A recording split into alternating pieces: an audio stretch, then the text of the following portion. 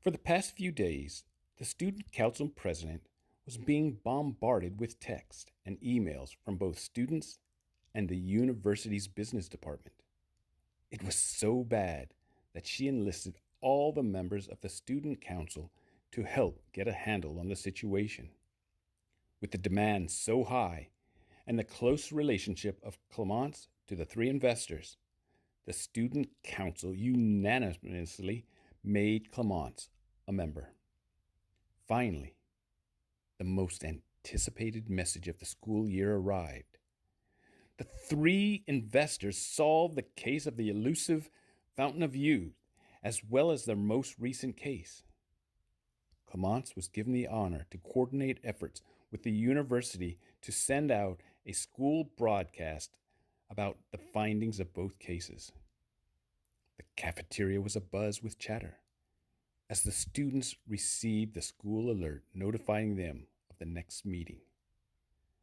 The student council president was talking daily with the president of the university, while the student council vice president was busy getting the school set up for the presentation, which had grown so large that all the classrooms were connected to the Coliseum to address the influx of interested students and, of course, all the professors.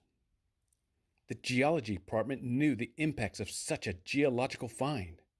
The colleges of engineering, literature, and history were as fascinated with the aspects of becoming the first to publish papers. They were imagining themselves being a candidate for a Nobel Prize. The day arrived, and the auditorium was again full. The overflow of students went to classrooms across the campus to be a part of such a historical moment.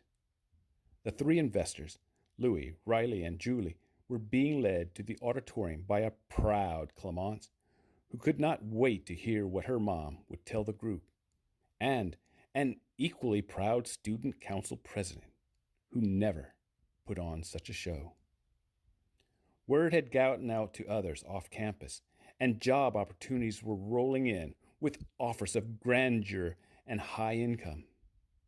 What made it interesting is that the students were smiling from ear to ear because they learned the last time that income is trivial when it comes to financial independence and happiness.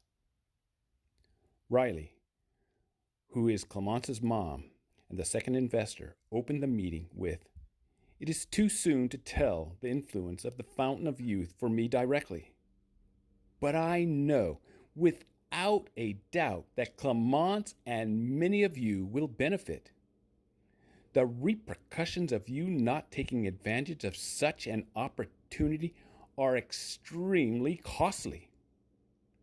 Do you remember Louie showing this table the last time?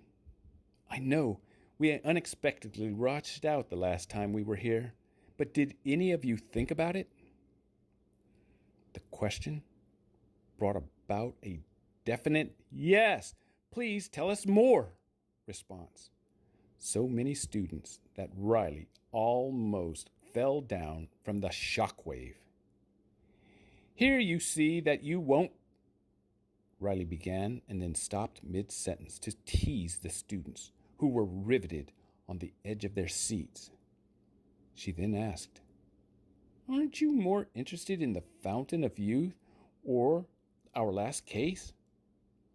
Much to the surprise of everyone, including the president, including the professors, the students shouted back that they were interested in all that the three investors had to say. Riley continued, "Let me reacquaint you with this income table, and then Julie will discuss our latest case. I worked for many years and fell on the average income level. I was within $10,000 on either side throughout my career. If you think of your college tuition, then you know $10,000 is not much money. But I digress. Even with being slightly above the average income for a few years, I will only earn $3 million in my lifetime. For you, that number is now $6 million. Sounds great, doesn't it? It would be, if it were that simple. The student council president lifted her microphone and told the students to quiet down. They were getting as loud as if they were watching a basketball game. The students in the classroom were actually glad they were not in the auditorium because it wasn't as noisy. Earning $1 million is easy for anyone, Riley stated. But making $1 million is another story.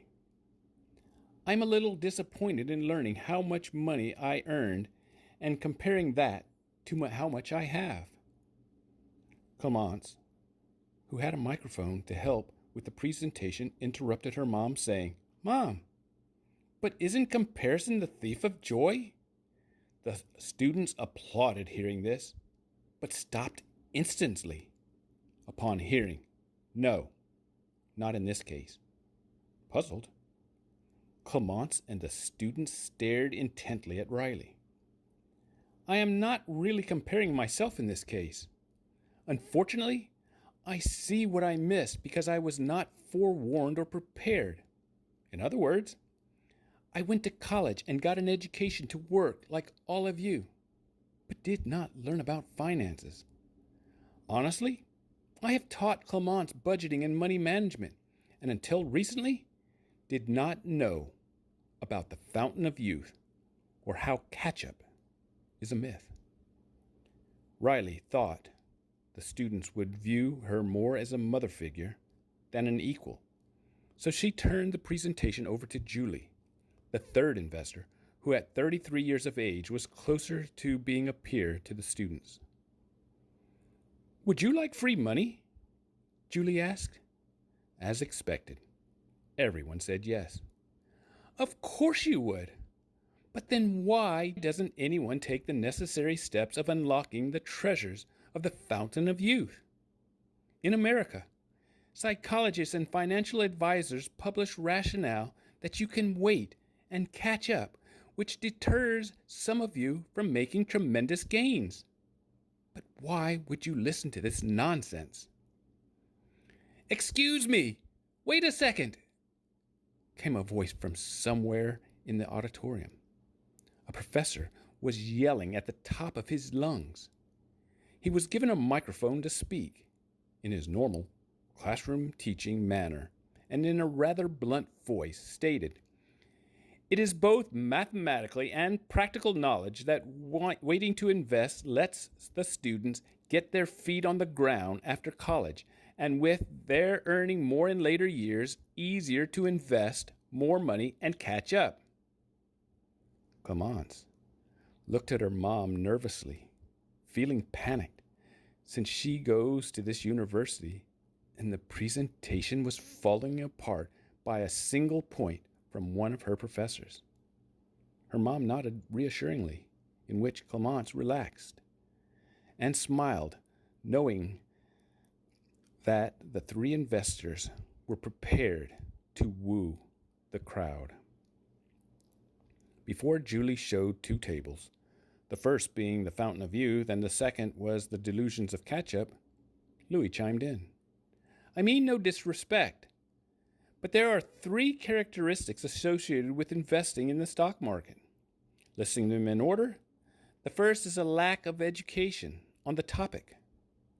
The second is habit, and the third is psychology.